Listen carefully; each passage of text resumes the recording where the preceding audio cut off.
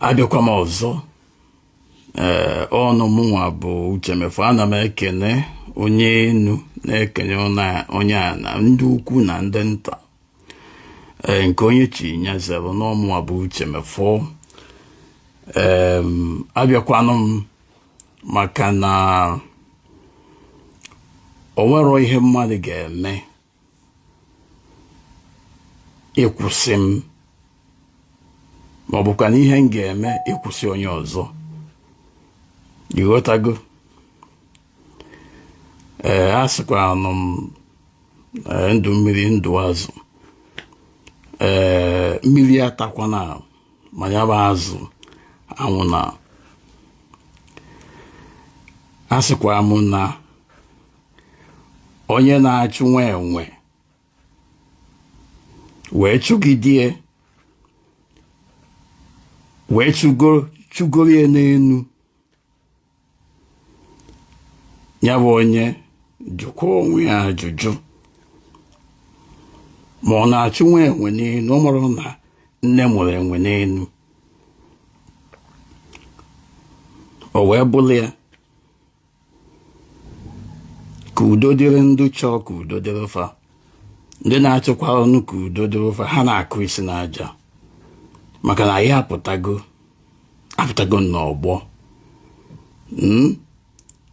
Ife anara akọ ebe ọ na-adị.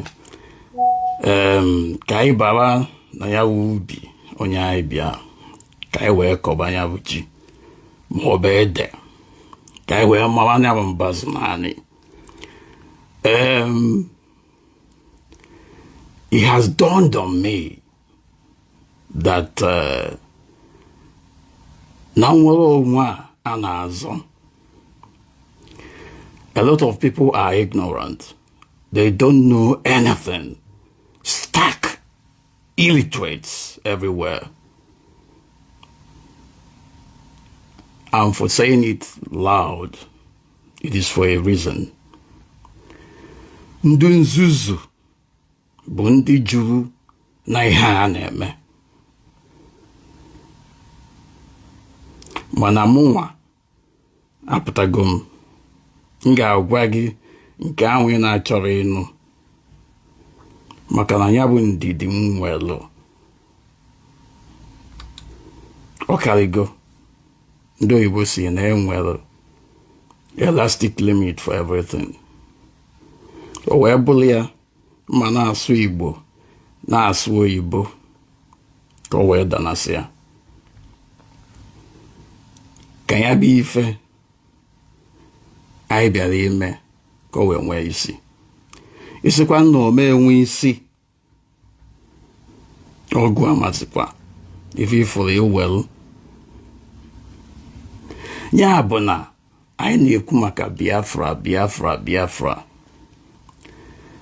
Biafra bụ adopted name for the old Eastern region. Ọ bụrụ na ịchọọ ịchọkwa ịnụ ijekụ isi n'aja, ọ bụ eziokwu. And there is something in a name. When a group of people come together and agree to answer any name, there is nothing anybody can do about it. That is why there is nothing anybody can do about Biafra. And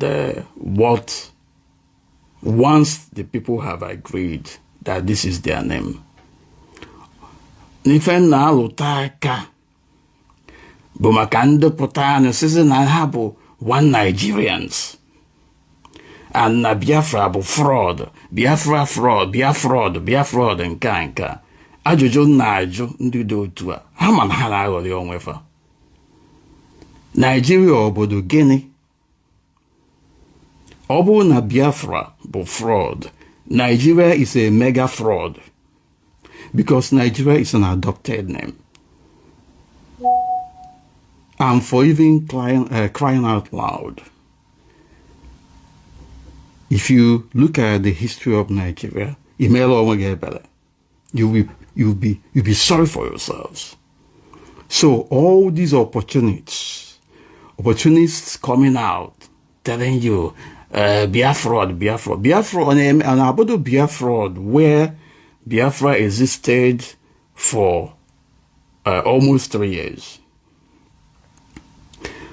Biafra and Abu fraud, Mandam Madam was to say Maka Biafra. Whether you like it or not, there was a country. Udo dilo na yuku buchinwa chebe. Ebe obono ono ogadele anamma.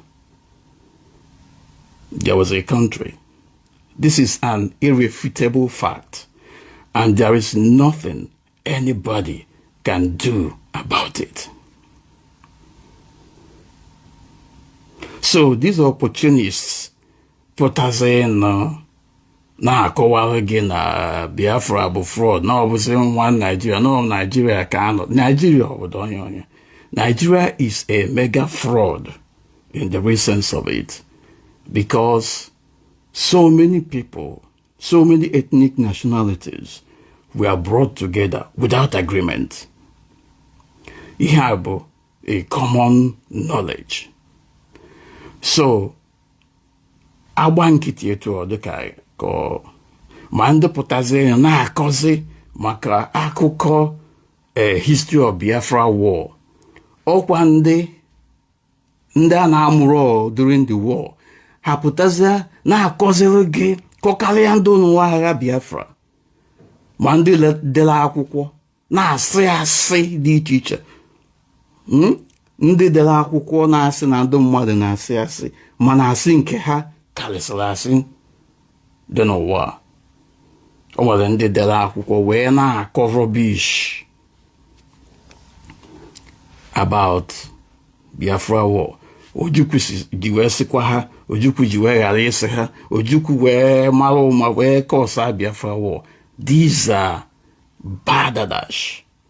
Asị ọcha.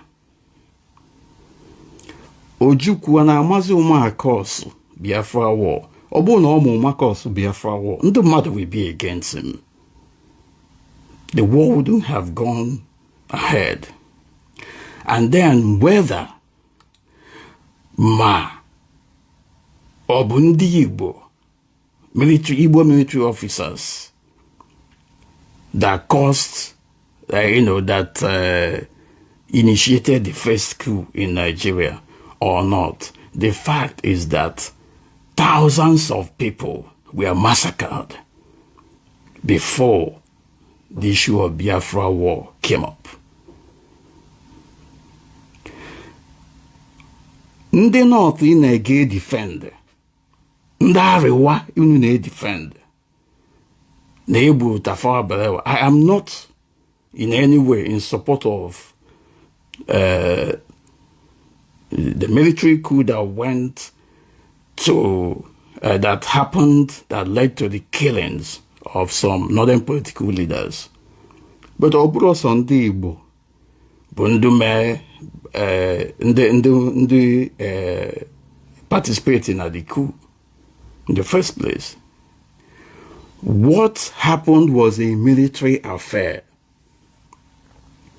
Obo that na Igbo military officers, Bulu, the northern military officers and their leaders, why didn't the northerners go and fish out those who killed their leaders, rather than massacring innocent, unarmed civilian population? Do you see where these guys that are talking about Igbo military coup and the rest of it, and then as a result justifying the massacring of thousands, if not millions of people from the eastern region? This is before the war. Why didn't the northern military officers or the northerners go after those who carried the coup? Why didn't they go and attack Igbo military officers as well? So there is no justification for the killings, the massacre. It was a genocide. It was crime against humanity. And there is no justification for that. And for avoidance of doubt, Biafra war was a war that was brought against our people. It was a war to defend the genocide that was unleashed on our people. So, anybody born after the war telling you about the history of Biafra, oh yeah, I got you something, is the same way OC make claim na about fraudulent people na ha mere nke ama ọzọ ka ya nwasikwa achọ ị na-eli ndị ọzọ by telling lies and penning it down. Desperation is a karma, and it will destroy. So, let me recap. Anybody saying that Biafra is a fraud, look into that person's life and history of that person. Any group of people telling you that Biafra is a fraud and that they are now Nigerians and they are defending Nigeria, those people are not true to themselves, because Nigeria is a mega fraud in the real sense of it.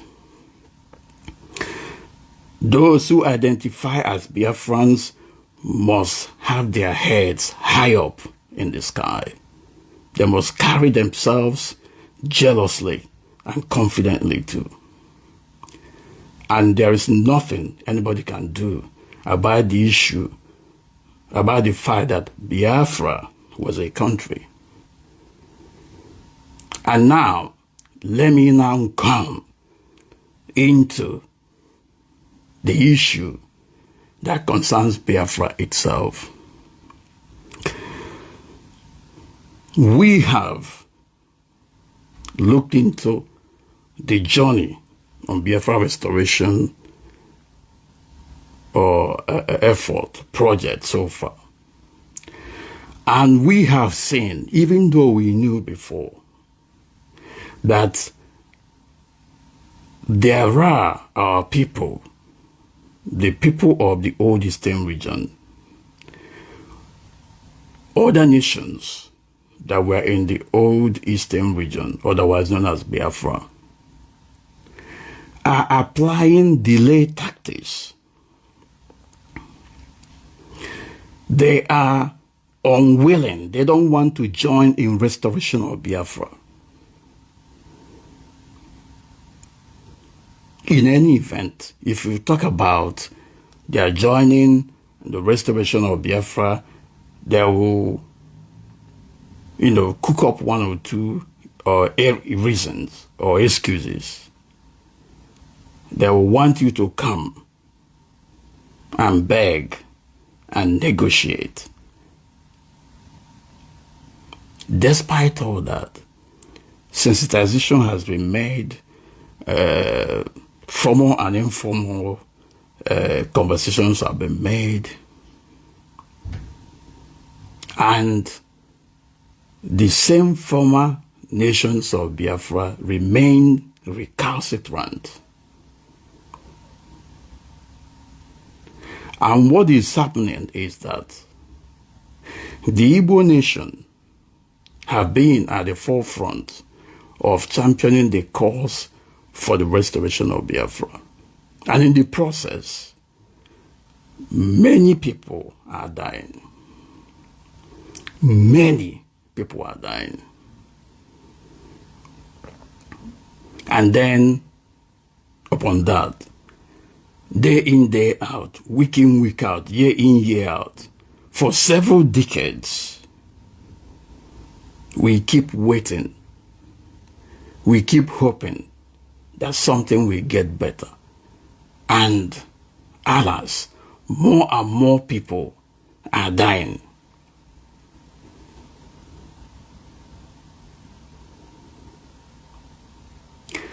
We are waiting for our brothers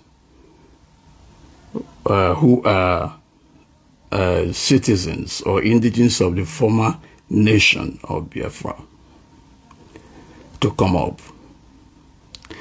And for avoidance of doubt, at this particular point in time, it is very clear that they are not willing. Because na ima se mmadụ ọ bụrụ kịta na anyị dị ụmụ nwoke ịnọ ma ise anyị wee nwee anyị obi ima se nụ mmadụ ya bịa chọwa anyị obi ebe ọ ma ebe anyị obi dị ịghọtago. So na ọ bụrụ that na enwelu anyị na-aga ihe in good faith,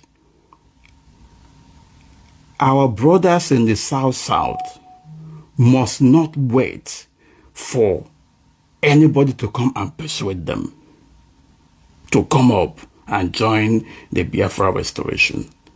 Having said that, there were a lot of stories during the Biafra war, and I am not here to apportion blame or to exonerate one person or the other. O nwere ihe ụmụnna anyị nọ na South mere. O nwekwara ihe ụmụnna anyị bụ ndị Igbo nọ na Southeast mostly today mere.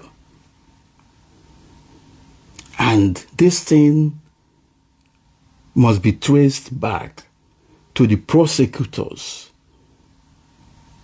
of the war, to the administrators of the old Eastern region. However, ọ bụrụ that na ejiofuobiaga and that na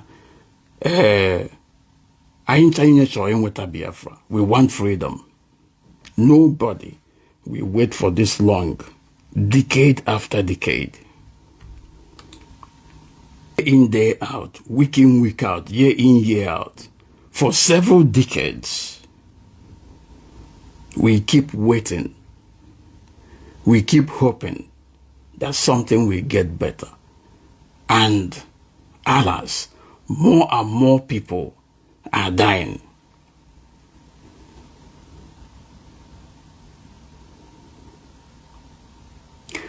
We are waiting for our brothers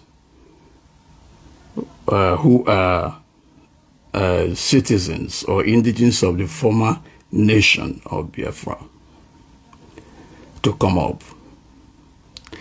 And for avoidance of doubt, at this particular point in time, it is very clear that they are not willing. Because na ima se mmadụ ọ bụrụ kịta na anyị dị ụmụ nwoke ịnọ ma ise anyị wee nwee anyị obi ima se nụ mmadụ ya bịa chọwa anyị obi ebe ọ ma ebe anyị obi dị ịghọtago. So na ọ bụrụ that na enwelu anyị na-aga ihe in good faith, our brothers in the South must not wait for anybody to come and persuade them to come up and join the Biafra restoration. Having said that, there were a lot of stories during the Biafra war, and I am not here to apportion blame or to exonerate one person or the other. O nwere ihe ụmụnna anyị nọ na South mere. O nwekwara ihe ụmụnna anyị bụ ndị Igbo nọ na Southeast mostly today mere. And this thing must be traced back to the prosecutors of the war, to the administrators of the old Eastern region. However, ọ bụrụ that na ejiofuobiaga and that na Biafra. We want freedom. Nobody will wait for this long, decade after decade. Day in, day out, week in, week out, year in, year out. For several decades, we keep waiting. We keep hoping that something will get better. And alas, more and more people are dying.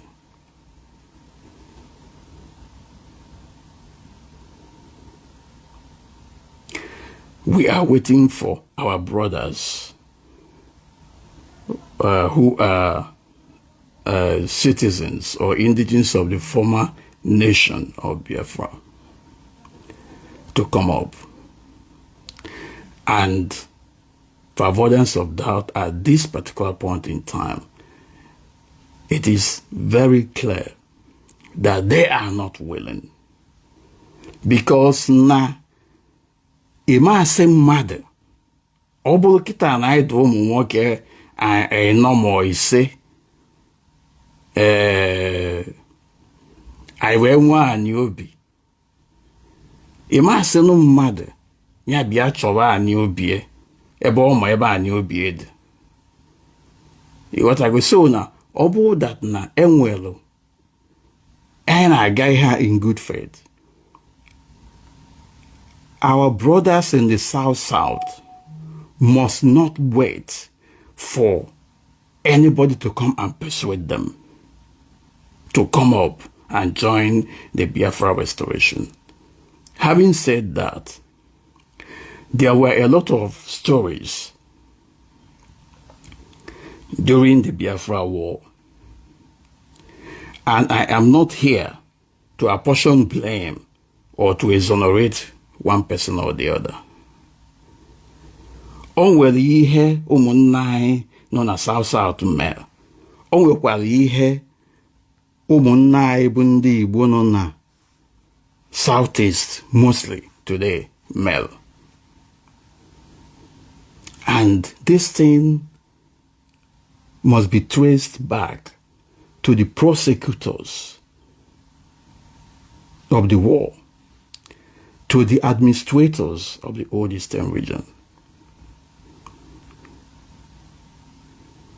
However, ọ bụrụ that na Ejiofuobiaga and that na anyị chọrọ inweta Biafra, we want freedom. Nobody will wait for this long, decade after decade. Day in, day out, week in, week out, year in, year out, to be begged to come into Biafra restoration project. The Biafra agitation, Biafra restoration project is a legitimate project. It's a legitimate cause, for avoidance of doubt. It is open to debate for anybody. But what I'm trying to say is that those who are genuinely standing on the platform of Biafra must stand firm. However,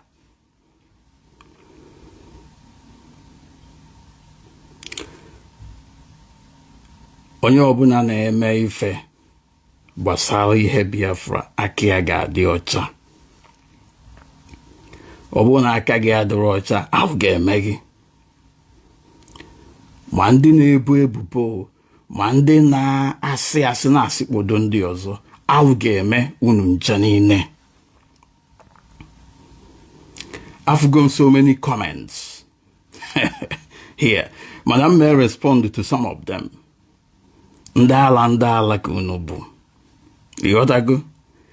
Abịara m ikwu okwu maka ihe gbasara nwere onwe, self-determination, Biafra self-determination. And I can assure you, this is not about bragging. Not many of you can stand me on the issue of self-determination. And as it regards Biafra, when it comes to the framework, we must get it right. and you must have to fight a good cause. Akagiga diocha. We cannot come out and say that we are going for freedom, self-determination of our people, and then all of a sudden, some people will turn around and begin to slaughter, kill their fellow brothers and sisters. IPONC, IPOB, unknown gunmen, Biafra Republic government in exile, autopilot, ESN, Ranukunuji, Budebe n'umu Igbo, ihe bụ alụ. And this is an obstacle against you in the direction you are going. The forces of heaven and earth will continue to pursue all of you who are responsible for the slaughtering, for the massacring of innocent Igbo Biafran sons and daughters on the streets of Igbo land, and in cold blood, and in peacetime. There is no justification.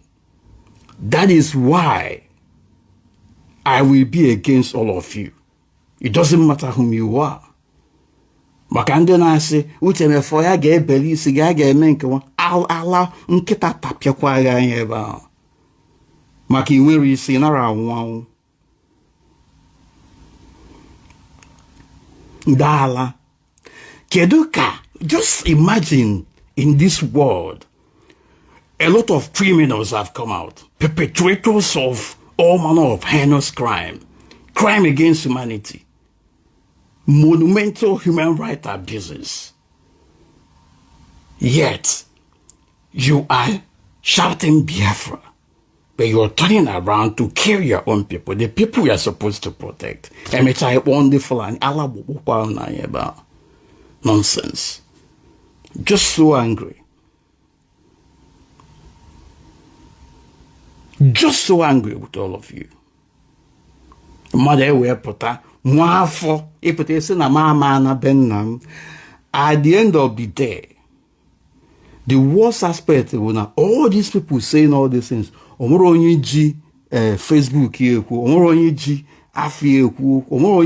the real account, just like me.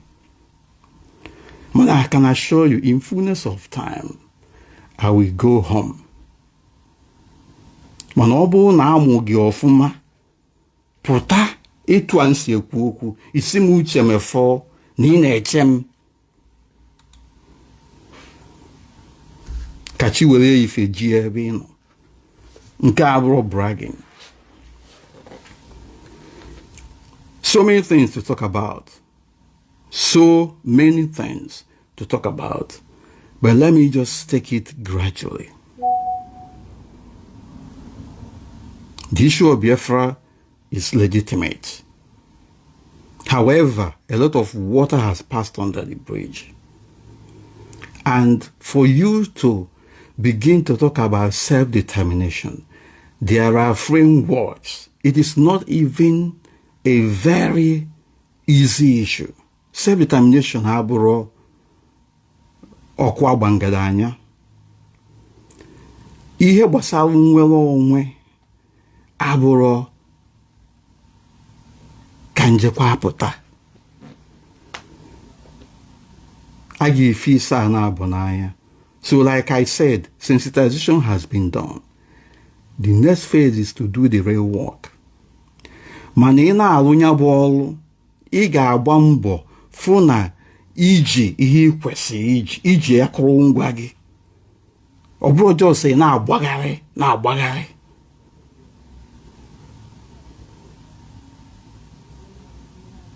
Ka atụrụ na-enwere onye nche. Ọ bịa bụ nsogbu anyị nọ na ya. Enwere a lot of ndị isi ma ndị pụta self na-epose na ha bụ ihe abụrụ ọzọ. Unu waste my time because I have tried my best to tell our people what the issues are.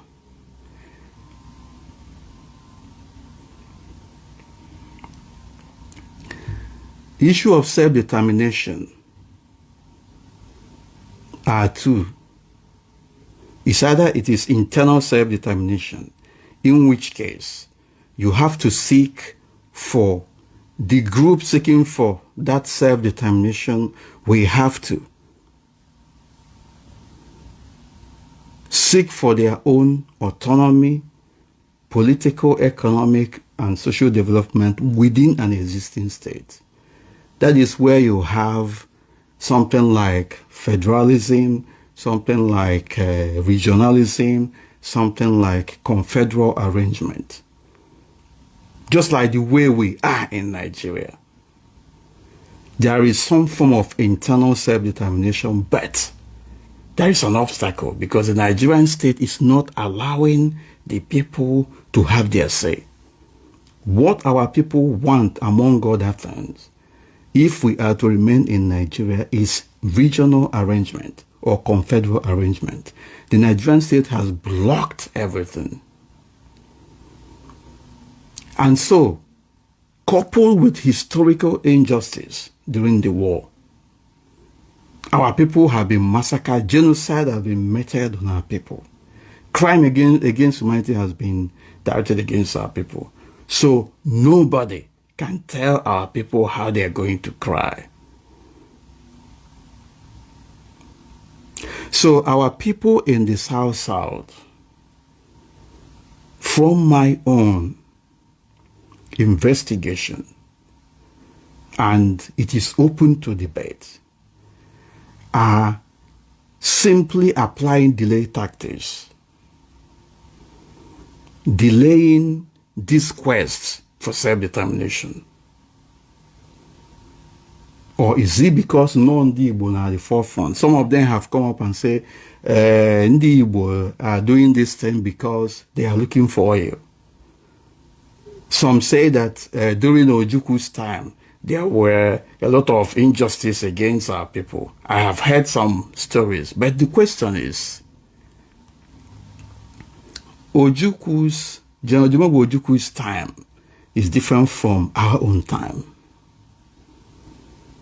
Some of the people that may have done something against our people in the South, if at all the story that they are telling is correct,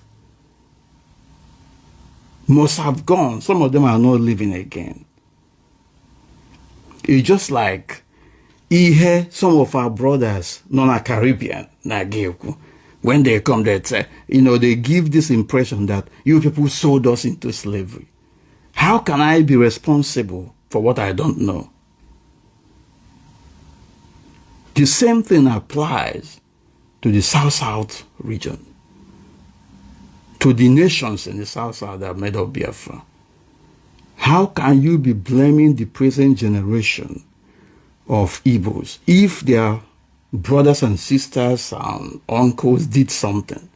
How can you then, as a result of it, you forget your heritage, if at all you're serious about restoration of Biafra? The question is, for how long are we going to wait for you to get ready? Meanwhile, as we are waiting, Igbo youths are being slaughtered. So when you chasing when the Igbo ni nwuchazial, when the Igbos of the Southeast, mgbe ha nwuchazial, une wepụta maka nwere onwe. It can no longer happen. We have taken a decision that the best way forward, since the former nations of Biafra are unwilling to join hands in the restoration effort, is for each and every of these nations to go about their separate quests for self-determination. And where the Ijo Biafran, there are Ijo Biafran, there are Efi Biafrans, there are Ibibio Biafrans, there are Egala, the rest of them. There are Anang Biafrans. There are Igbo Biafrans. Let these people go about their separate quests for self-determination, pursuing their own variant of self-determination. It could be internal self-determination, in which case they want to remain in Nigeria, seeking for autonomy, seeking for regional arrangement, or even remain the way they are. Or they find their way outside Nigeria, seeking their own independence without Nigeria. That is what the Igbo nation should do. They have to decide whether they want to remain in Nigeria, in which case they have to seek for greater autonomy within Nigeria, either regional system of government or in a confederal arrangement. Or they negotiate their future without Nigeria and outside Nigeria, in which case it is independent. So anybody faulting Igbo Biafra self-determination must be hallucinating. Isi adoro ya mama ndala. Unu na ya apụgharị. Ndị ihe na-ajụdụ ndị a na ha asị bụ a na-epụta sị Biafra, you betrayed us. Who betrayed you? Achọwa jekwu unu nna unu ukwu. How I wish ndị a na-asị na enyere Uche Mefor ego. How I wish na ebunyere them this money. Ndala. Ịpụta na-eti Biafra. Kedu the territory Biafra anyị na-achọ? Ebe ndị gị na ha na-eme maka unu ha na-eme Biafra. Ọ bụrụ onye kweta na ya chọọ ịbụ Biafra. For how long then will you do it? When are you going to get your freedom? As long as there is no agreement among the former component nations of Biafra, the Jaws, the Ibibios, the Efik, the Anang, Somigala, and the Igbos, as long as there is no one mind, no agreement to restore Biafra, Biafra of 1967 to 1970 is dead and buried. It's not possible to restore it. Because when you are talking about restoration of Biafra, you are talking about going back to how the old Eastern region was and then making everybody to come together. Ajụjụ na-ajụ unu.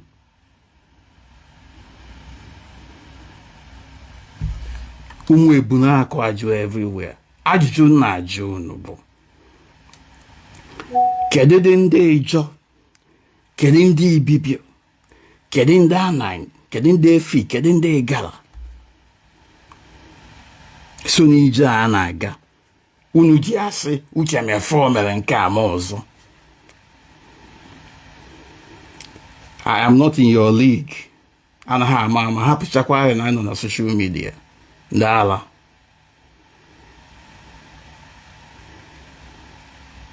Kedu ndị a unu na-asị oh, you did not remember our people from the South and the rest of it. They called a number of people. Ajụjụ na-ajụ unu bụ, show me the people that are in this Biafra restoration effort from the South. Show me any other people apart from ndị Igbo. Therein lies the problem. And therein lies the question. For how long will the lives of Igbo youth be wasted till for our people in the South to wake up? Unu afro na unu ncha niile ga-anwụsịsị. Biafra for all. Nwere onwe for all. Restoration for all. n'isoro aka ndị be anyị nọ na South ji aga delay tactics. Ha just gbanye everybody nkịtị. Itigosi Biafra tie Biafra tie enu tie Biafra tie anị. Ha gba unu nkịtị tenten kpọmkpọm. So n'ihe na-agwa unu, nke a abụrụ prophecy, but a reasonable prediction. All of you calling Uche Mefor name, unu ga-eji isi unu wee bụ. All of you will die off, waiting for our brothers in the South to restore Biafra, to join you. And more importantly, some of you are hypocrites. Manihe na-agwa unu tata bụ, whether you like it or not, you must listen to the proposal and the decision that we have taken. Unless ma ọ na ọ bụrụ nwere onwe ka ị na-azụ. But perhaps out of jealousy, maka Uche Mefor kwuo ya, Uche Mefor mee nke ama ọzọ. Onwe ndị nọ ebe ha nọ say, hey, why will it be Uche Mefor that says this thing? Uche Mefor should take the back seat. Ala ka anyị ghara ị na-akpụ n'iyi ebe a. Maka una maro, we don't know the result here.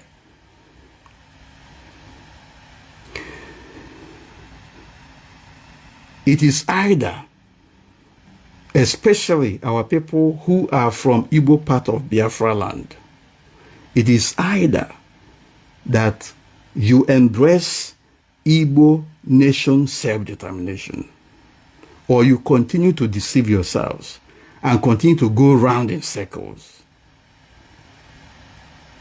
taking territories in the South on paper, but not in reality. And eventually continue to go around in circle until you fizzle away. It is either Igbo Biafra self-determination, in which case emancipation of an Igbo nation state. Ala Igbo. O ebe ha focus gade. Ebe a ko n'anya anyị gade. If, however, our people in the South decide to join the struggle, our brothers, our Igbo-speaking brothers in the South, if they decide through democratic process, it could be referendum, it could be Ogbako Umunna, ha decide that, then all of us will go together. But we cannot wait for anybody any longer. For how many years, decades have we stayed waiting? So first of all, a na-ekwu ihe Biafra, ejide ndị Igbo na-asụ akwụ. How many of our brothers and sisters in the South have been slaughtered in this present dispensation of Biafra agitation?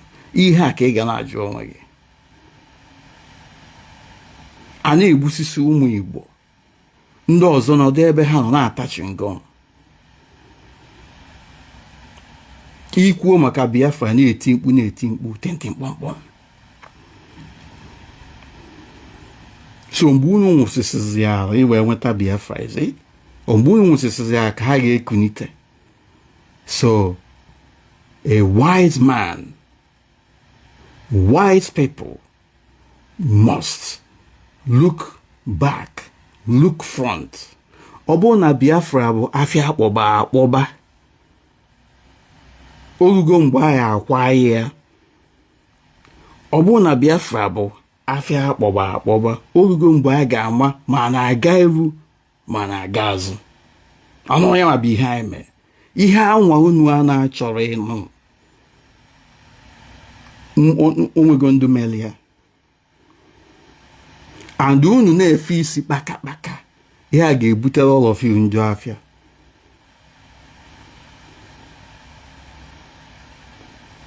Anaghị ama.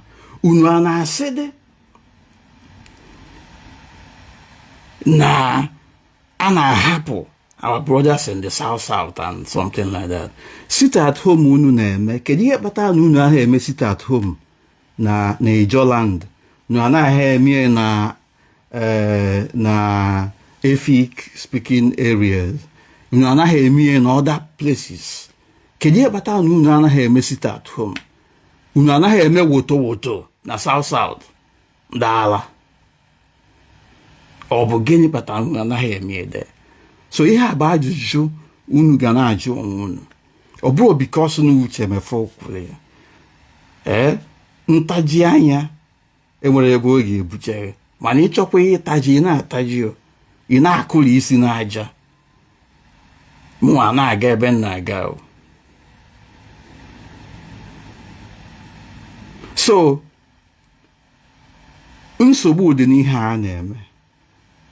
A lot of ignorance, stark one, have dealt us so much blows. So m ga-aga n'iru ka m gụpụta some of the guidelines on the issue of on issue of self-determination. Our people disappointed me because I even thought that most of our people knew about this whole thing. Even when I say it and pen it down, nobody listens to it. Muama Abuzi, part of an actual Biafra, arrogance and the rest of it.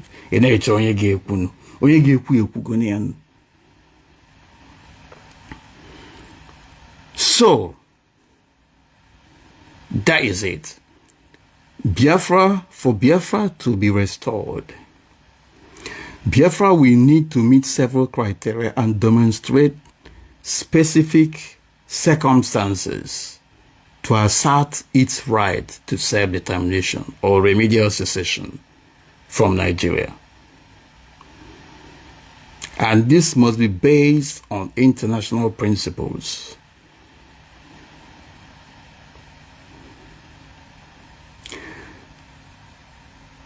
In addition to meeting the criteria for Montevideo Declaration, which is for any state, any group of people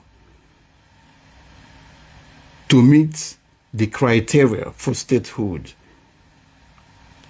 A country, obodo, independent nation. You must have to meet certain criteria. Or borrow out of blues called Aputa. You must have defined territory. Again, ebe agasi nunu nazo oburu nke unu. Amana azo ebe anwa azo, for instance. Again, concentration. Ebe unu we concentration oya abo achoba unu ndubu na afo unu. You must have settled population. Again, when the be eba and when do I have aputasi nanda abundi de tu and abundi de tu. For instance, aputasi nandi bo be eba, ndi jo be eba ba and if eba ebe hamwe. Yotago. So you must have capacity to enter into international relations with other countries. Meaning nunu well elected representatives and well on a government. Gejene kuchiteru no ya abondo mbo wacho ekwu okwu. Achobanda. Oburo ndu na-eme woto. Oburo ndu na-eme that are on brigandage, killing their fellow brothers and sisters. You are out of the periphery. You are at best terrorists and criminals. That is what the international community will be looking at you for. Will be regarding people as. That is why it is very important that our people embrace the democratic process. You must have effective government There must be a government in place. So, ime mkpọtụ megodu mkpọtụ niile mee anyị ihe a ga na regard unu bụ a ga na regard unu as protest group. Unu nwere ike mechiche ezi niile mechie afịa niile mmadụ agha ga n'ezi agha anụrụ unu ife. But at the end of the day, protest group ka unu bụ maka unu anọrọ na government. And small minority of people were elected ndị Abuja tinye na bai ga na-take decision n'isi unu. And what ihe unu ga-eme? Or karịkwa emecha the worst thing you need, they are killing also. Water. Ndị ala. Ama akọ eri. So, ọ bụrụ na ndị bai ma ife ihe a unu na-ezuzu. Since I ji wee kwube, let us take over political control in Biafra land, at least Igbo land. It's very easy. Ebe Biafra agitators can come out and tell their own people, stay at home for a particular thing. They can as well use sit at home to get what they want in Biafra land. For instance, they can warn politicians in Biafra land, do not come out and vie for any political office if you are not for the good of our people. When you have game, Obo na haju use those civil disobedience, bring them to a halt. Mana oburu nke ije bule egbe gbaghalịwa na agagharị na egbusisi ụmụnne unu. I believe in self-defense. Legitimate self-defense. If you have weapon, inwe egbe na mma, debie iyeji, debie weli echere onwe gị. Mana ọ bụrụ ijie na-akpagharị na-achọ ụmụnne unu ga-ebe isi, na-achọ ndị unu ga-ekidnap. Maka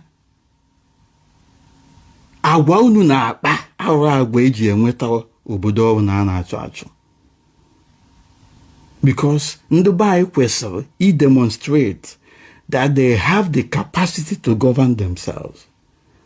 Mana nke a ihe anyị na-afụ ndị oshi na ndị ama. Onye ọbụla obulu egbe na-agagharị buru mma na-agagharị na-atụkpodo ndị ọzọ asị na etu akụnye esi wee nweta nwere ọnwụnwa a na-achọ. So when it comes to guidelines, when it comes to getting the framework right, I am not God, I'm not all-knowing, but I can hold my own. Ihe na-eme anyị bụ na ya nara achọ iso n'uso. There is no way you can get independence or freedom without political process, whether you like it or not. Because self-determination is about politics itself.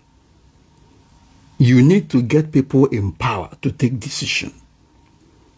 So, ịgbachasịa ị ga-anachi ya takwaazụ. Isigodu na ọka ije n'ụba ọgụ n'ụba agha. Ihe na-gosi ịnụsigodo agha, you must have people in power that will be speaking on your behalf. You can't talk to the members of the international community as a terrorist, as a lawbreaker, or as a perpetrator of injustice or genocide or crime against humanity against your people. You must be dreaming if you are doing all this. That is why we are calling on all these people. Na ha akọgheri woto nkewa. Mandi ne delegitimize the Nigerian government in Biafra land. All need to delegitimize the Nigerian government. Go military target to military target. But before you do it, you must have to get your framework right. Where are you? Where is your territory? Because na ndị ijosi ga-abatakwa na be ha, ndị ibibi asị ga-abatakwa na be ha, ndị efik asị ga-abatakwa na be ha. Kedụzi Biafra ị na-azọ? That is why you have to pause for a while and get your framework right. Because a disputed territory cannot gain independence. If you don't want to know it today. So,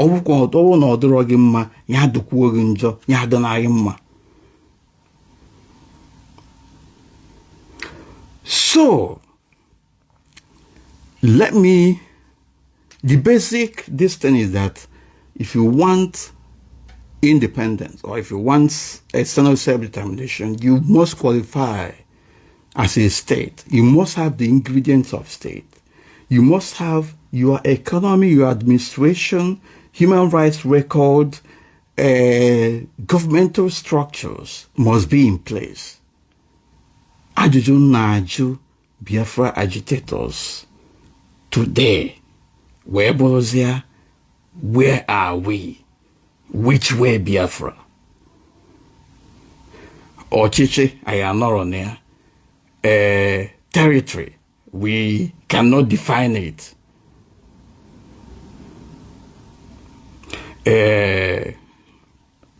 The government, we cannot.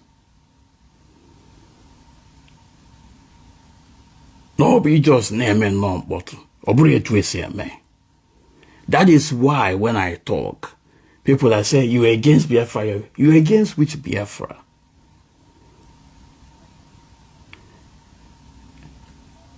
Ignorant, hallucinating minds will be telling me that I'm against Biafra. You are against us. Who are you to start with? Who are you? Obuna nu ukwu Nnamdi Kanu, the supreme liar. No ihe because I have said this in several times. I've discussed with Nnamdi. I've told him, both officially and unofficially. I even penned this thing down. Uche and what do you want? And then when patients say to okay, majority, the ignorant majority, we always carry the day. You know, they are not Ganaga.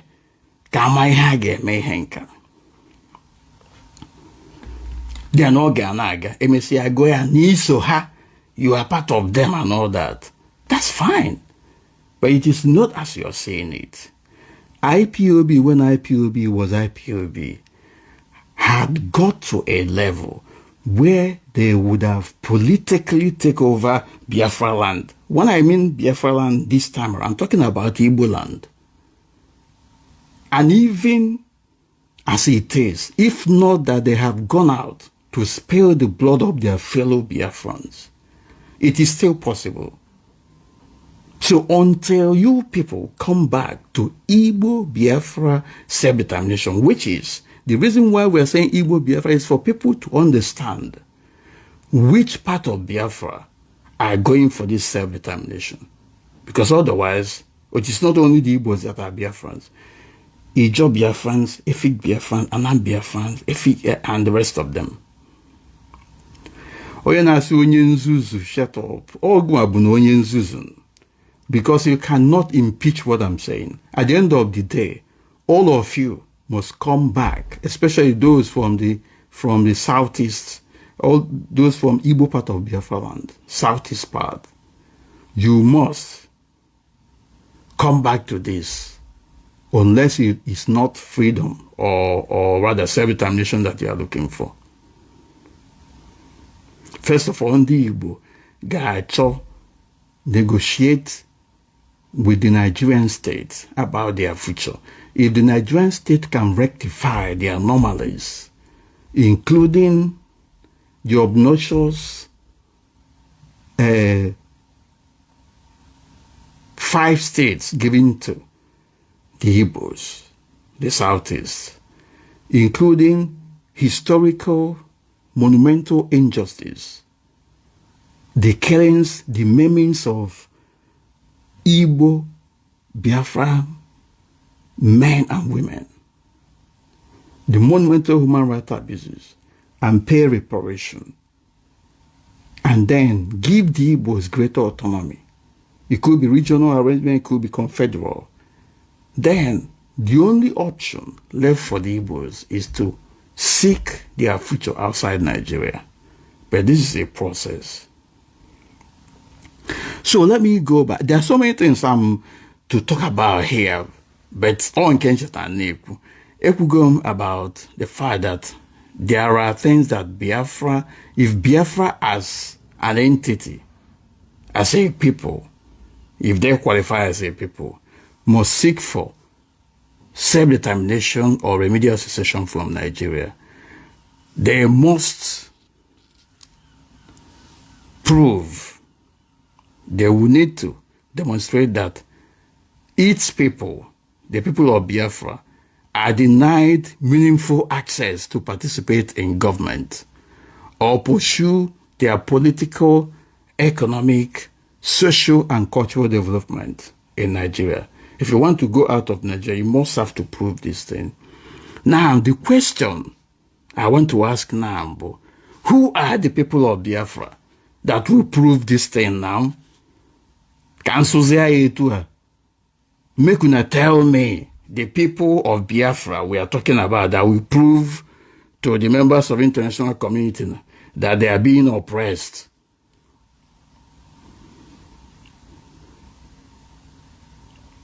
Yeah? They should be able to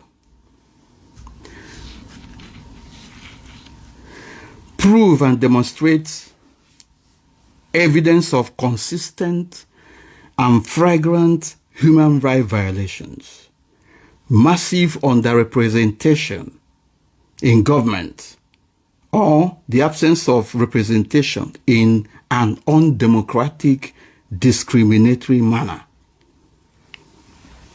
Ngwa, ndị na-asị na Uche Mefor mere nke a ma ọzọ, ajụjụ na-ajụ unu bụ ihe a na-ekwu ebe a bụ na for you to convince members of the international community that you are justified in separating yourself from Nigeria or seeking an autonomy in Nigeria, you must have to prove that Nigeria has done something wrong to our people.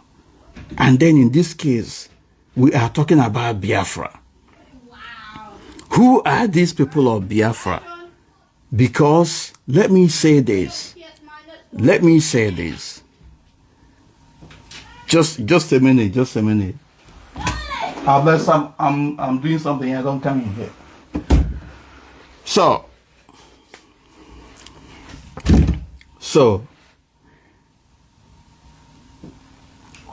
who are the people of Biafra to prove oppression, underrepresentation, human rights violations? Who are these people that will prove it? Our people of Biafra. And when we mean people of Biafra, we mean people of the old Eastern region. Biko kọwalụ nọ ebe a na-emegbu ndị Igbo emegbu, anara emegbu ndị Ijaw, anara emegbu ndị Ibibio, anara emegbu ndị Efik. Biko gwazianụ the people of Biafra that are being oppressed. Yet, ndị a unu na ha si wee bụrụ Biafra, onye pụta ọ na ọkwa ntị gbamgbam na-atachi ngọn a na-egbusisi ụmụ Igbo. Do you see where the continued ideology and mentality of waiting for every part of Biafra to come on board, where they are not willing, is dangerous and will lead you to your death? Because all of you yet ndobai no na south so for you to exit from Nigeria, you have to prove that nana emebu ge emebu. Bikonu, since eji na-eme ihe Biafra, kedu na ndị a na-egbu? At least this present dispensation of Biafra, kedu na ndị a na-egbu? Ọbara na-akwafu na Igbo, akwafulie na Ijaw, akwafulie na Igwe-Ọcha, akwafulie na Efik speaking area, akwafulie na Anan speaking area. Do you see why it is difficult to restore Biafra of 1967 to 1970? because ndị ọzọ nọ na mma, unu nwa bụ ndị Igbo bụ ndị a na-emegbu emegbu. Kedụzi ka ihe esi wee prove na a na-emegbu ndị Biafra emegbu? Ifugo na ndị a ha ma ihe ha na-eme. Achọrọ ka ụmụ Igbo na-anwụsịsị year in year out anyị na-eti maka Biafra, yet nobody will come out. That is it. So the people of Biafra must qualify as a people. Biafran people must qualify as a people. If you don't qualify as a people, and if your people are not being victimized, Obuno is also a part of Biafra. For instance, na Southeast, ka na-enwe ọgbaghara, anaghị enwe ọgbaghara na South. Then Biafra na-achọ bụ a mirage. Ka bụ till thy kingdom come. Ụwa ga-agwụ, another one ebido. So ihe a bụ ihe unu kwesịrị ibu na ntị maka ndị na-akọgheri. I mean, unu ebulie n'obi maka ndị na-akọgheri. The people of Biafra would have to prove that there are exceptional circumstances that prevent them from exercising their right to internal self-determination, such as flagrant human rights violations and underrepresentation in governance. Bikonu, among all the former component nations of Biafra, kedenu ndị a na-akpọ n'ọnụ na Nigeria? Ọkwanụ sọ ndị Igbo? A na-akpọ ndị Ijo? A na-akpọ ndị Efik? A na-akpọ ndị Ibibio? Ndị a nọ na mmanụ. Kedenu ndị a na-underrepresent na Nigeria? Ndị South nwere 6 states. Ndị Southeast nwere 5. Some other northern part nwere 6 and 7. So ndị Igbo bụ ndị a na-akpagbu n'ihe a na-eme. And you know what it means? It makes the Igbos underrepresentation na 5 states enyere ndị Igbo. Ihe ọ pụtara bụ na ndị Igbo will have least number of senators, least number of House of Rep members, least number of local government areas, and as such, least number of allocation of resources. More importantly, onwere any bill unu ga-pass na on the floor of Senate or on the floor of National Assembly without the support of other regions. Do you see why the Igbos have been enslaved in Nigeria? Do you see why this injustice is an apartheid, is of apartheid nature? Do you see why the Igbos are permanent minorities by this shortchanging in number of states? And then when we are talking about it, people are dismissing it or talking rubbish.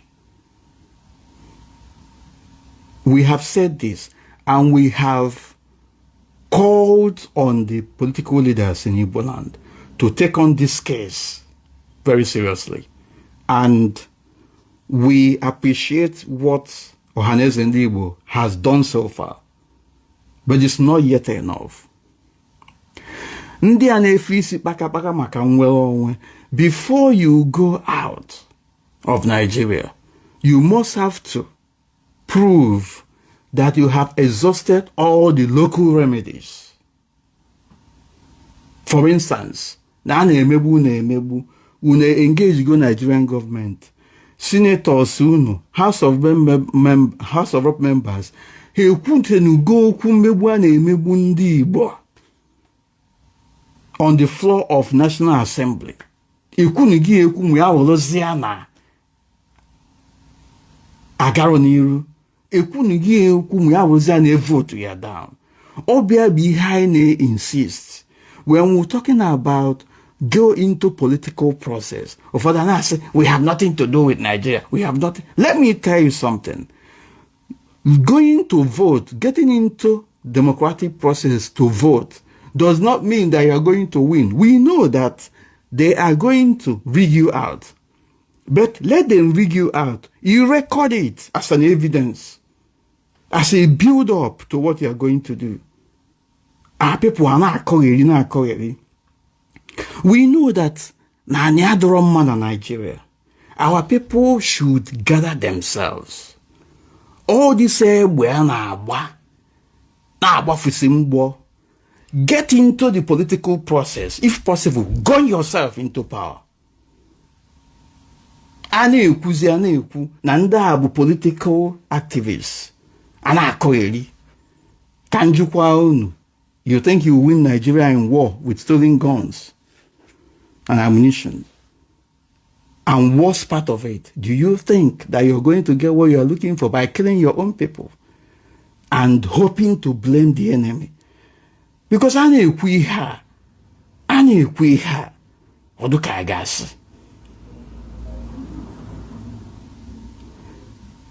if you people stop killing our people, I'll stop talking. But as long as you are doing this, I won't shut up. And there is consequences for that. Now, I gain evidence that I participate in government. Then I chop why. That is why Peter Obi's presidential ambition, I supported it. Because it is one of the records, including all the statements that some politicians are making from different parts of the country. These are evidence of discrimination against the Igbos in Nigeria, that they are not wanted in Nigerian government.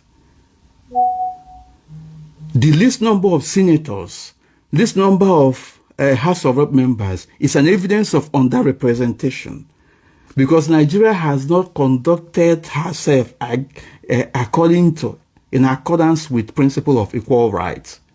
They have targeted a particular part of the population and they have been oppressing them. If our people, including lawyers and politicians, can articulate all these things, and as a result of this move for secession from Nigeria, there is nobody that will blame them. But they cannot be doing this thing blindly. We need to take over the political control of our land. It's simple as that. First, it must succeed immediately.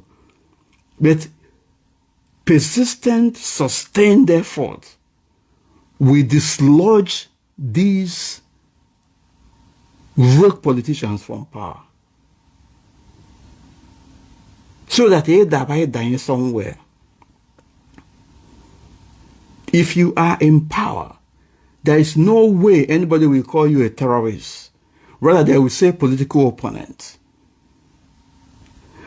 Our politicians in Biafra land, and especially in Igbo land, must be given marching orders, not necessarily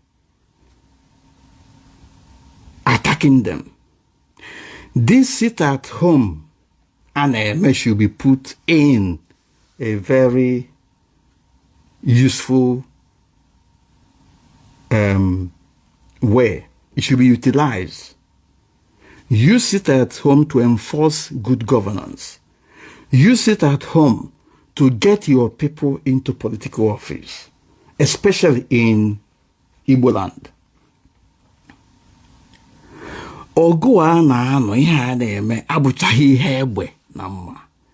Because since they have blocked Abuja, because we are underrepresented.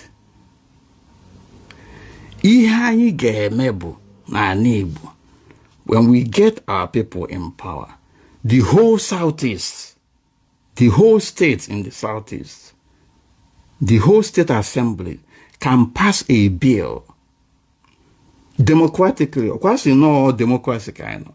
Democratically, they pass a bill in the House and say, we want to be autonomous within Nigeria in the first place, or we want to go outside Nigeria. Or what you hear Nigerian government again? Because he have a democratic process. What they will do is to come for negotiation. But I don't know how I will be explaining it to our people. When you say they will, I've never seen this kind of thing. So these things you people are using to kill your own fellow Igbos and all that, you should direct your effort towards political office and get in there and begin to take decisions by yourselves and for yourselves. As long as you are outside the political circle, you are on the periphery and you remain a protest group. And no matter the amount of noise you make, small minority of politicians in power will be taking decisions that will be affecting you. And there's nothing you can do. Now, let me move forward. I still have a lot of things. I just want to prove to our people, especially those ignorant lords that are talking nonsense, that look, the issue of self-determination is not a child's play. And you cannot challenge me on what I have put and win me on that, unless you have a superior argument. But our people in the South are not willing to join Biafra. And before you know it, ndị Igbo ga-anwụ sịsị, yet Biafra abịarọ. Ndị Igbo kwesịrị ịzọba isi onwe ha, ndị Ijos zọba isi onwe ha, ndị Ibibio zọba isi onwe ha, ndị Efik zọba isi onwe ha, ndị Anan zọba isi onwe ha, Igala and the rest of them. Mbosi decide na anyị ga-anọkọ na ya anọkọ. It will come naturally. Ka iyo debe ihe a na ayo. Maka we have taken a lot of time. So, Biafra will have to prove that there are exceptional circumstances that prevent them from exercising their right to internal self-determination, such as flagrant violations of human rights and underrepresentation in governance.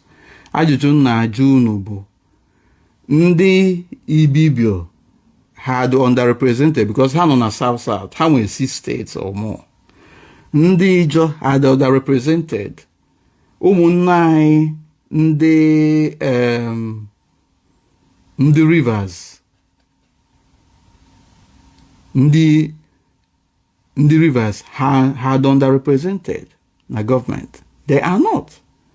The only people who do underrepresented bụ ndị Igbo, the Southeast.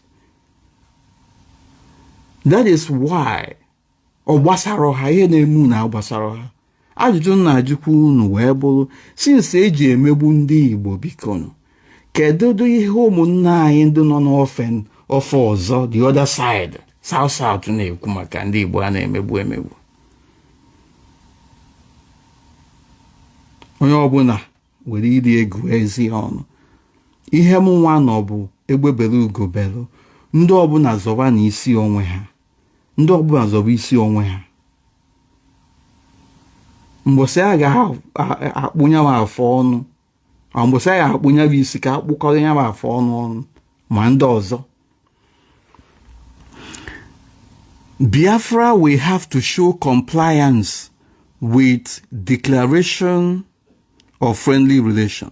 Biafra will need to ensure that the pursuit of self-determination or secession does not threaten the territorial integrity or political entity of Nigeria, especially if Nigeria is acting in compliance with self-determination principles and possesses a government that is representing the entire of its population without discrimination. Ajụjụ nna na-ajụ unu wee bụrụ, among all the former component nations of Biafra, Ibibio, Efik, Igbo, Anan, name them. Manduba inda nioma. Kedu ndị Nigeria they discriminate against or have underrepresented? Obunu gaza nwa ajụjụ in good faith. Then ya bụ na anyị na-aga n'iru. Among all the former component nations of Biafra, sọsọ ndị Igbo ka ejide na-ata. Ndị ọzọ na-enwere onwe ha aṅụrị. And onwere onye chọrọ ịma. So, Nigeria is not operating the principle of equal right because it has targeted a particular part of the population and incapacitated them. O mere ndị Igbo na Nigeria jeje adị mma na adị mma. So ihe anyị nọzi bụ ka anyị wee make up numbers. So when I argue about Igbo Biafra self-determination, I know what I'm talking about. And it is more advantageous that ndị Igbo fight for here. Ụfọdụ ya pụta sị Igbo dị landlocked. Ọsọsọ ndị Igbo bụ ndị dị landlocked. Even if it not happen na Nigeria, zọọnụ maka regional arrangement, zọọnụ maka ka ihe dị unu ndị Igbo mmanụ. Zọọnụ ka enye n'unu equal number of states enyere ndị ọzọ. Zọọnụ ka enye n'unu equal number of representatives ndị ọzọ nwe. Ọ gịnị dị ka a na-akọ n'ihe nke a biko?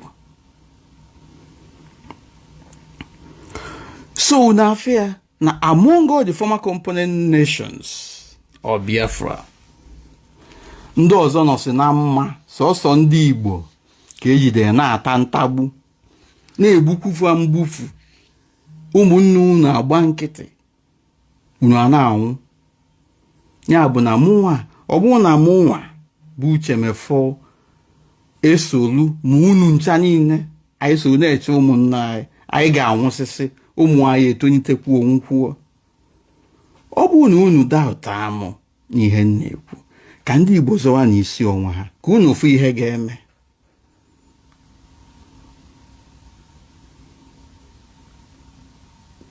You can balkanize IPOB stand on an agitation. Kedu agitation under IPOB in the present time? Kedu agitation? I'm just asking you.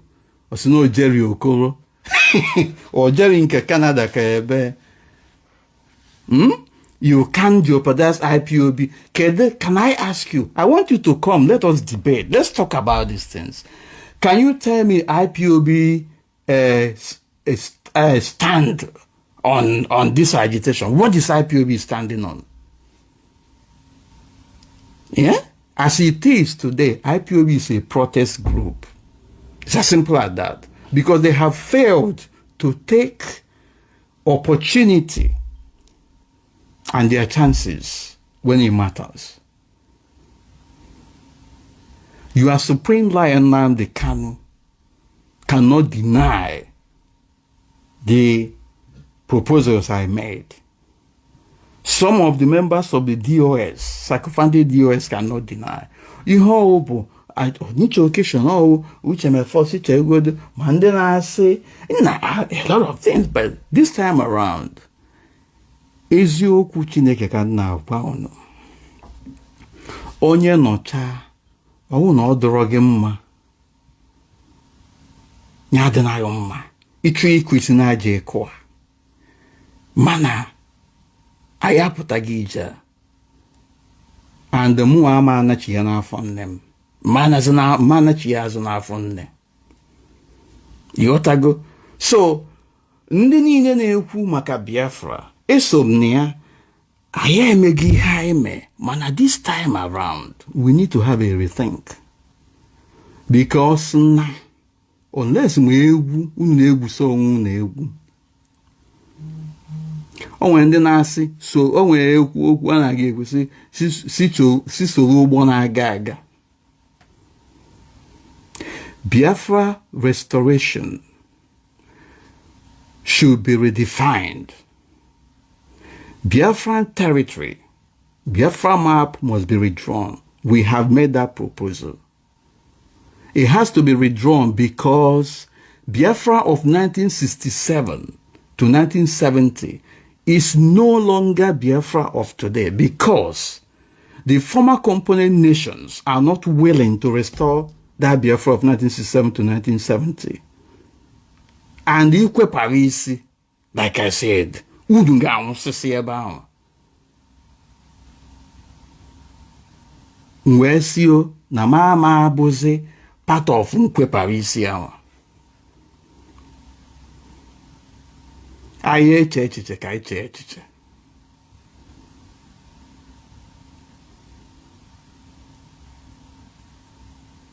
So, otu a ka o si wee dị.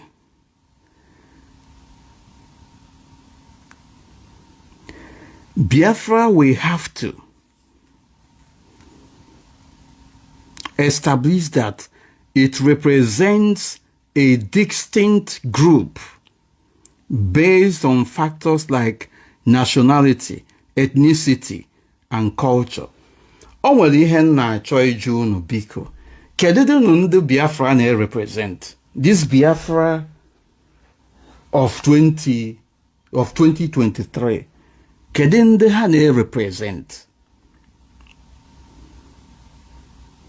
Ọ bụ ndị Ibibio, ka ọ bụ ndị Ijo, ka ọ bụ ndị Igbo, ka ọ bụ ndị Efik ka ha na-represent? Onye ọbụla gwa m ịchọkwuo ịbata ka ịkpa anya bụ nkata.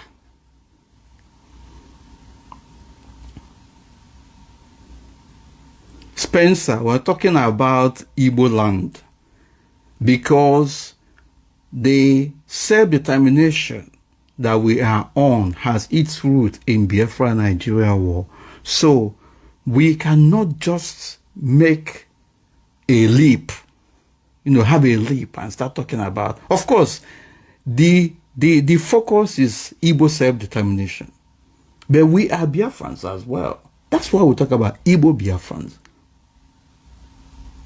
For the emancipation of an Igbo nation state. Right.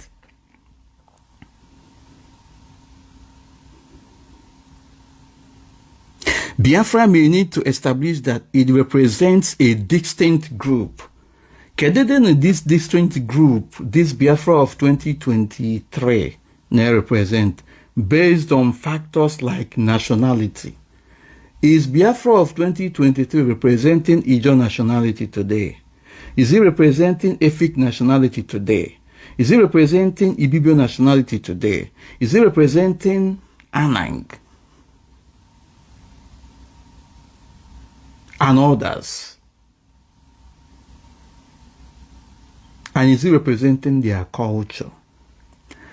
If it is representing their culture, please tell me, where are the Jaws? Where are the Jaws? Where are they? Tell me where people from Efik are in this present dispensation. Tell me where are people from Anang are, the Anang people. Tell me where they galano. Because achọ nke aza ajụjụ aza. Ọwụkwa nna m amara ekwu, sigwa nna m amara ekwu. And then ị na-ekwu na m amara ekwu, inye m alternative. So kedu ndị Biafra a na-azọ represent their culture, their everything. If these people we mentioned are not here, then we need to have everything. Because on one heavy gauge, this thing wega, you are going nowhere with this. That is why I have emphatically said that Biafra restoration continues in its finest form, with other component nations of Biafra going about their own separate quest for self-determination. As it is today, Ndi Ijo are very comfortable in Nigeria. And they are not bothered. Ndi Ibibio, they are comfortable in Nigeria. But Ndi Igbo, it's not the same with them. So how can you then synergize with unwilling people in the quest for self-determination in nature, whereby a na-ebesisi ndị Igbo isi, na-egbusisi ya ma ndị a na-atụ nga?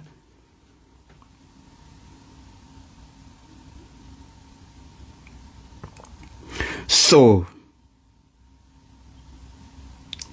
this is where we are. Show me, if you can show me where these people are. A Joyfiki Bibio, Anna, a Gala, where they are in this Biafra struggle, tell me.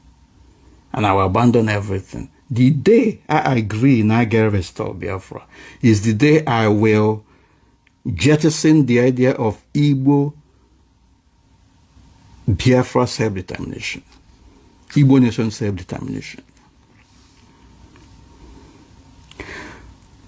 Biafra may need to establish that it represents a distinct group based on factors like nationality, I've said that, based on ethnicity, based on culture.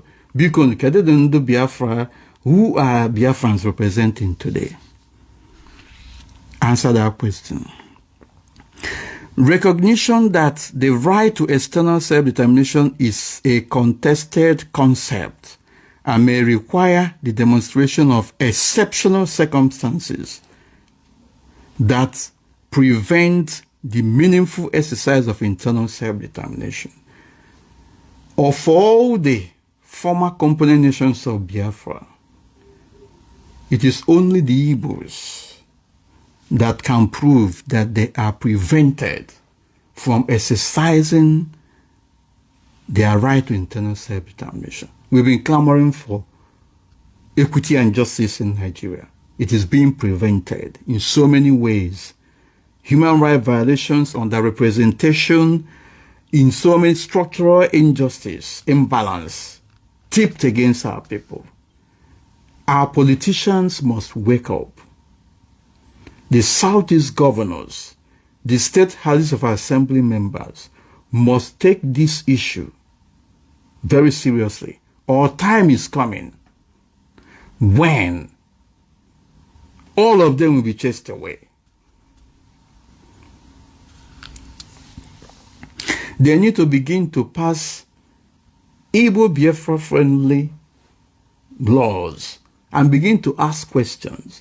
Kedu ihe kpata eji eme ndị Igbo ihe a na-eme ha? It is only when you begin to ask that question that there will be an answer or a snub from Nigeria. Then you have evidence. Mana nke a bụ na ajụrụ na ya bụ ajụjụ ajụọ. I have never seen any senator or House of Rep member on the floor of National Assembly asking this question. Kedu ihe kpata na enyero ndị Igbo the same number of states enyero ndị ọzọ? And ọ bụ na enyero ha ya, nunu ga walk out. You may small protests. I fear. Mana what on I hear in the by name? That'd be very comfortable. So that is why this proposal we made that Ohaneze ndị Igbo took up is a commendable one. And everybody for Igbo Biafra must support that move without exhausting the local remedies. You have no justification to separate yourself from Nigeria. It is only when you go and ask the Nigerian state through the elected representatives, justice. You people must rectify this thing. You need her demand. If they don't do it, then you can boldly escalate this whole thing to, for instance, African Union, to, for instance, agencies in United Nations, and even some state governors have the capacity to have partnership with government officials outside. They will raise the issue now on the floor of United Nations. However, there is also a shortcut to that. If the state houses of assembly members can pass a bill on this thing, just like Amotekun bill was passed in the Southwest, There is nothing the Nigerian state will do other than to come for negotiation or onye ọbụla agbasa.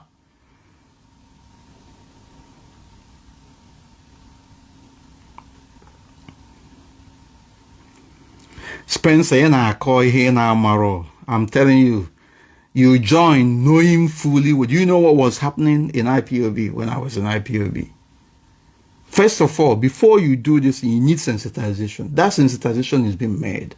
But IPOB had gone to a level where they are in position and have the capacity to take over the political control of at least Igbo land. I made proposals.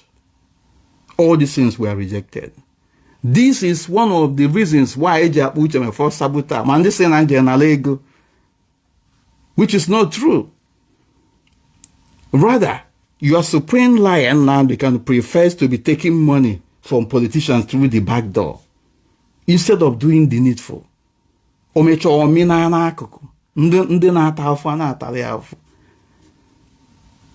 So, okay, na time elu na naga. Now at the end of the day, you always say, whichever for you are part of it. That's no problem.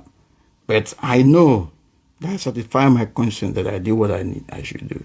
I championed the unification and equal representation from South and all that. But in this present dispensation, I have come to the realization of the fact that we no longer need to wait for anybody.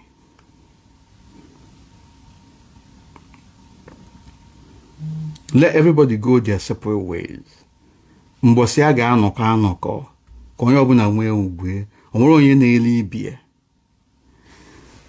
let me, this thing is taking much time now. It's taking much time. I have to move strategically forward because I have to go out now. Biafra will need a substantial level of internal consensus and support among its population if they want to make a successful self-determination claim. A clear majority expressing the desire for secession could strengthen its case. This might be referendum, but at the primary level first. Biafra will have to have substantial internal consensus. So, ebe na akpọ Biafra, the old Eastern region, kedede ndu kweta anụ na ha na azodu maka this Biafra? If not only ndị Igbo, the Southeast. Ndị Igbo nọ na Southeast. So, although that there were internal consensus, there is no agreement. Do you see the reason why I'm telling you that the Biafra of 1967 to 1970 is no longer possible in this present time in the face of this unwillingness and disagreement to restore it? Rather, Biafra agitation will continue in a different way. The continuation is in each individual nations of Biafra, former nations of Biafra, going about their own variant self-determination. Obona hatch or internal self-determination, in which case, hatch or autonomy, hatch or true federalism, hatch or confederal arrangement, it's up to them. Obukwa non hatch or equal outside Nigeria, it's up to them. Ndị Igbo, ndị Ibibio, ndị Ijo, agara nke ha. Mbosi achọ ịnọkọ ọnụ anọkọ ọnụ. Shame on all of you. But the good thing about this whole thing is, ọbụ na unu nwachọ, ọsịna asị egbuchi zọba Biafra. Ọbụ na ịbụ, ọbụ na amụsị gị ike, iwepụta your picture, wepụta afa gị, etu amụsị ekwu okwu. I challenge him no. My issue, threat in an issue. I teach a lesson.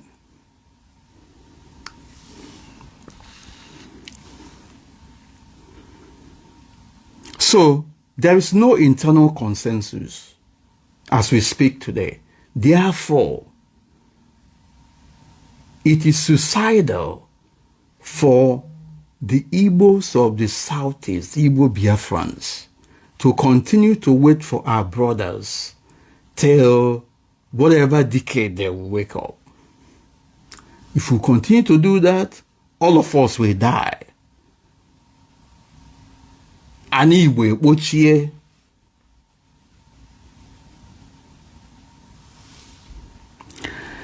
So that is why Igbos will focus. Igbo Biafra self-determination. Ndi Igbo nweta their self-determination. It is part and parcel of Biafra because they are members of Biafra nation. In fact, they have, they led the quest for Biafra. So I don't know where somebody will come up and say, Sabo, Sabo, and all that. Oh, go on, mega Sabo. Go on, I chonde na chorogi. Go on, I put every day. I say, no, Monday na put a while and we coffee na kedebo no bubora na amaro maybe hana bogasef na the south. Meanwhile, nothing is happening there. You know, will see the good thing, Bona. You people must come back to this thing. And already you know ekukata ekucha Biafra ebido maka okwu Biafra emecha ewere ndị Igbo where end there. Tell me where you are all operating. So something is fundamentally flawed on the framework of Biafra as it is, because you cannot make a successful self-determination claim even within Nigeria and outside until you define the territory, until you define where you are seeking self-determination for. As it is today, you cannot boldly and successfully claim that you are seeking self-determination for the Ijaw nation under Biafra, or to Efik nation, or for Efik nation under Biafra, because they have been rejecting it. The other day they went to court and said that they are not part of Biafra. What else do you want? And then when they said that, nobody was even, challenging it. What are we talking about? So what are we talking about? Ọmụwa bụ onye nzuzu ka ọnụnwa bụ ndị nzuzu. Weapon is sentiment and do the right thing. Ka ọgụ a ndị be anyị nụba kemgbe ụwa bido ka ọ ghalụ gbanarụ anyị n'ọsọ. Our people have died enough. The only compensation is for the Igbo Biafrans to focus on Igbo Biafra territory, the southeast, and either seek greater autonomy within Nigeria, fight against injustice in Nigeria, or step out of Nigeria, in which case the independence and charge. But for you to do this, you have to have justifiable reasons, documented reasons. That is why I have always told our people, document, take pictures of all the injustices that are being heaped against our people. And they keep saying, oh, I told them to go and fight the army. Uche Mefor told us to go, fight and army. On a radio. And yet, oh, they are killing also. Meanwhile, they now organize this protest. Coordinator, Chidebere Onwudi and other African reps. Now, yeah. Bye. They had the responsible to the DOS, not me. Because now the Waha, everything now got report to DOS more to him, not me. So, Kedisi handle mother now, for God's sake. Most times I was on radio because I have to do broadcasts. In doing broadcasts, somebody will call in and say, oh, they are killing us. Sometimes I'm Muhammad Nano protest. So, Henry Chimezie, I have seen what you are saying. Okay, I will come back to it. So, gịnị ka a na-akọ ihe nke a? Henry Chimezie say, Mazi Uche, this Biafra issue is dead and buried, and Ojukwu legacy must be killed and jettisoned and not passed on the next generation. My brother, I don't think that you are true to yourself to an extent. If Biafra is dead and buried, how about Nigeria? Meanwhile, you are supposed to be a core Biafran in the real sense of it. And you are telling me Biafra is dead and buried. Is it because the wind appears to be blowing more, tilting more towards the side of Nigeria? Ihe a bụkwa temporary relief maka agha ka na-abịa. Agha na-abịa n'ala Igbo ga-emetụ gị nwa, metụ ụmụ gị. So wrap on with this sentiment, especially again Nigerian alcohol, Biafra, and the rest of it. If Biafra is a fraud, what is Nigeria? Nigeria is a mega fraud. Because Nigeria is an adopted name. The same way Biafra was an adopted name.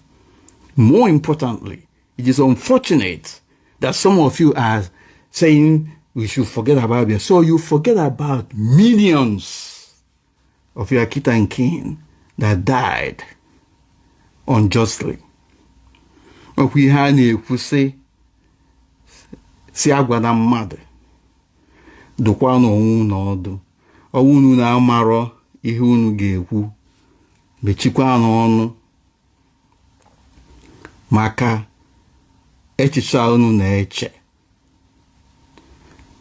ọmaka akwọ. Mana nke bụ eziokwu bụ na o nwere ihe unu ga-eme. Biafra has come to stay. It is a historical fact that there was a country called Biafra.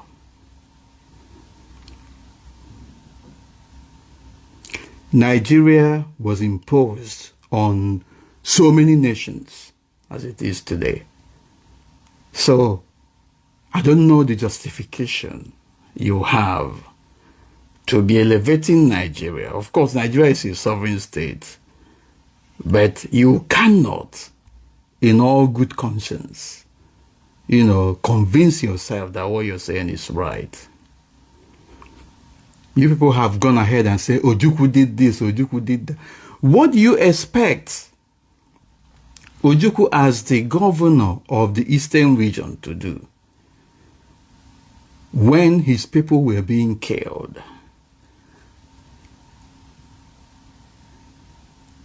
And more importantly, you want to see no Ojukwu Jamenka. Historically, the Eastern Constitutive Assembly and Council of Chiefs and something like that. Let me get the right name. These people were the people having meetings with Ojukwu. Ojukwu.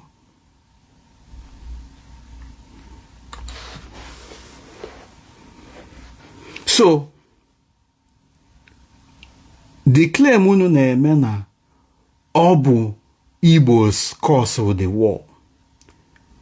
As far as I'm concerned, what happened was a military affair. If Igbo military officers went and killed northern military officers and politicians, expectedly, the northerners, if they want revenge, should go about targeting Igbo military officers in the army, rather than going to kill women, children, innocent people, civilians, massacre them in cold blood. And you people are there justifying the nonsense. And most of you were not born. You didn't witness the war. And you people are the one writing history for those, for protagonists of the war. Most of them are not talking. But all one nke men. Most of us after the war. But all one the history of Biafra war today. And you're talking authoritatively. It is not about sentiment. It is about facts. Nke bụ eziokwu wee bụrụ na issue of Biafra cannot be obliterated.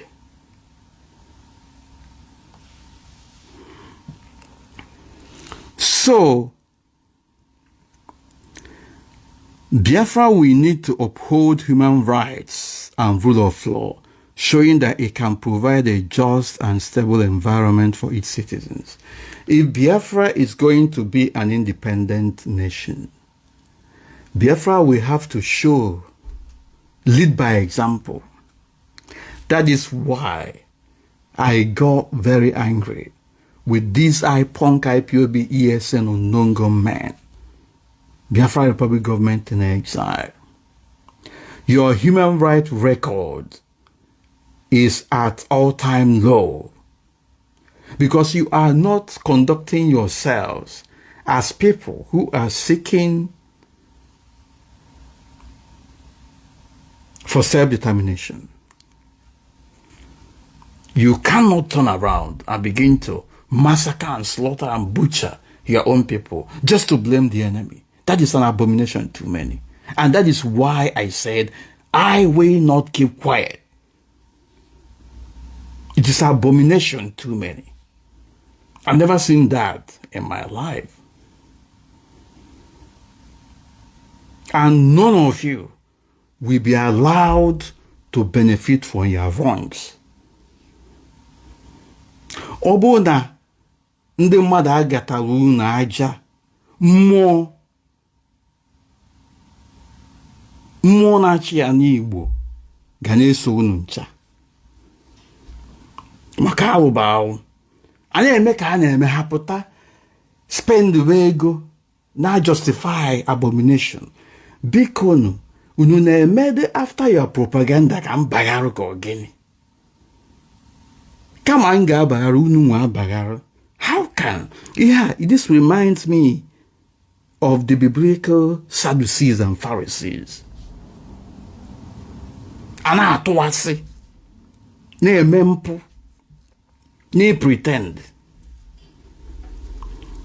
Anyị nwakwuo, anyị na-akụtọkwa ndị pastors na ha na-eyuzu Bible na-ekwutọsị, mana anyị na IPOB ka mfụ ebe a supreme lion Nnamdi Kanu ga-eji ofu iberibe ọnụ, ofu one side of his mouth praying, jiri nke ọzọ na-asị asị.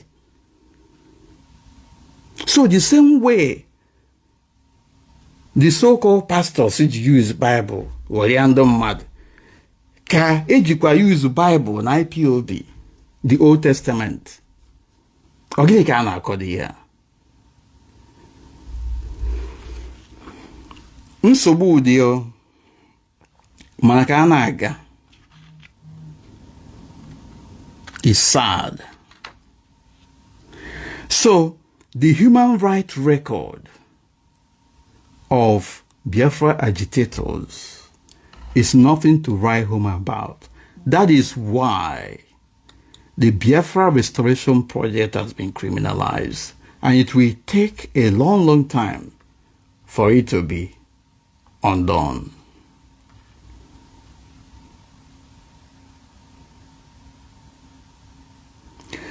There was never a place called Biafra within the Nigerian province. Let me tell you something. See, when ignorance speaks, the discerning mind takes notice. There was never a Biafra within Nigerian province. Just imagine what you're talking about. The old Eastern region adopted the name Biafra. There's nothing you can do about it.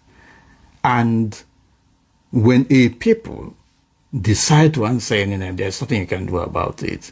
The same way Nigeria was imposed on nations under its control today. So Nigeria is an adopted name. Before Nigeria, there was Igbo nation, there was Ijo nation, there was Efik, there was Anang. There were so many nations under Nigeria today.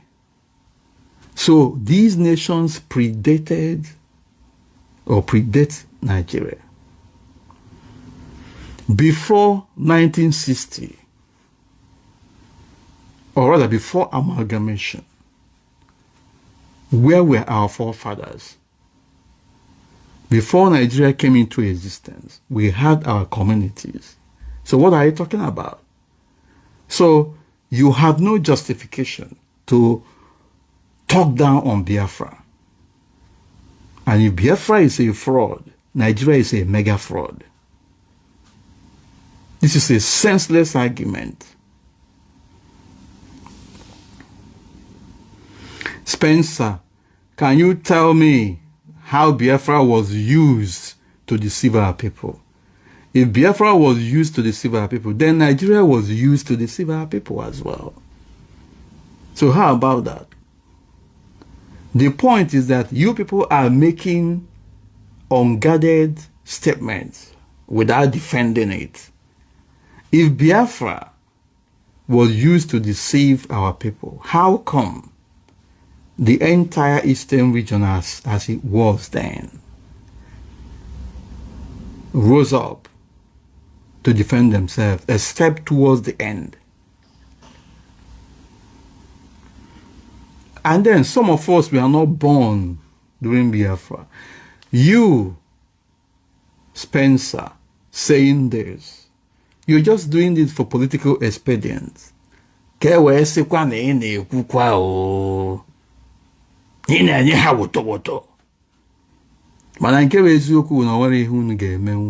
cannot stop the issue of Biafra. It's a fact, and it's a fact. However,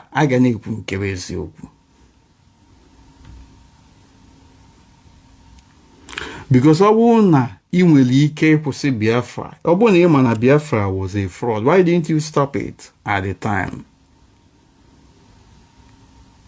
You would have stopped it about fraud. So something you don't have control over, you have nothing to do about it. That thing is bigger than you and bigger than myself. So can I see the eba aputa? Can I see that place, Potter? So if Biafra cannot observe the rule of law and human rights and provide just and stable environment for her citizens, then there is no need fighting for the Biafra. And on the IPOB, they have destroyed everything. You need a lot of reparation to get things right. And in doing that, the map of Biafra has to be redrawn because the framework is wrong as it is. If it was right before, the unwillingness of the former nations have made it invalid today. Because also while 100 years, Obo agreement when a BJ swagger. And it took a case now every time.